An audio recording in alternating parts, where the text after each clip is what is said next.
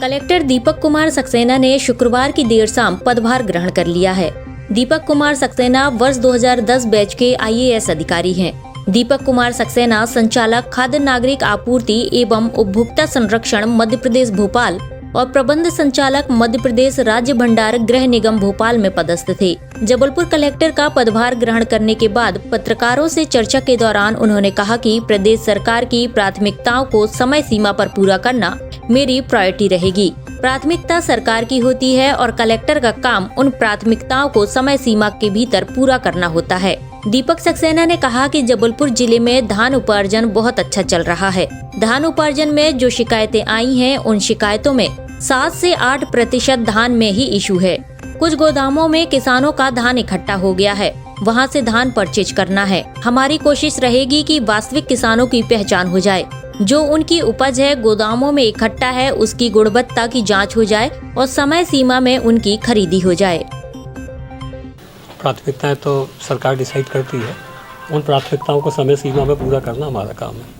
तो हम कोशिश यही करेंगे कि जो भी प्राथमिकताएं सरकार डिसाइड करे उसको हम समय से पहले पूरा कर दें और बहुत अच्छे तरीके से पूरा करें। नहीं, देखिए, उपार्जन तो बहुत अच्छा चल रहा है यहाँ पे, और जो उपार्जन में जो शिकायतें आई हैं उस शिकायतों में मुश्किल से 7 से 8% धान में ही थोड़ा सा इशू क्रिएट हुआ है। जितना टोटल यहाँ पे प्रिक्वायरमेंट होता है उसका, उस धान में भी जो मोटे तौर पे इशू ये है कि कुछ गोदामों में धान इकट्ठा हो गया है और उन गोदामों से किसानों का वहाँ से धान परचेज़ करना है। तो हमारी कोशिश ये रहेगी कि वास्तविक किसानों की पहचान हो जाए, जो उनकी उपज वहाँ इकट्ठा है उसकी गुणवत्ता की जांच हो जाए और समय सीमा में उनकी खरीदी हो जाए, जो वास्तविक कृषक हैं और जिनका FAQ है उनका। अब बाहर देखिए क्या होता है कि किसानों ने ही रखा है बाहर, तो गोदाम मालिकों ने रखवाया है।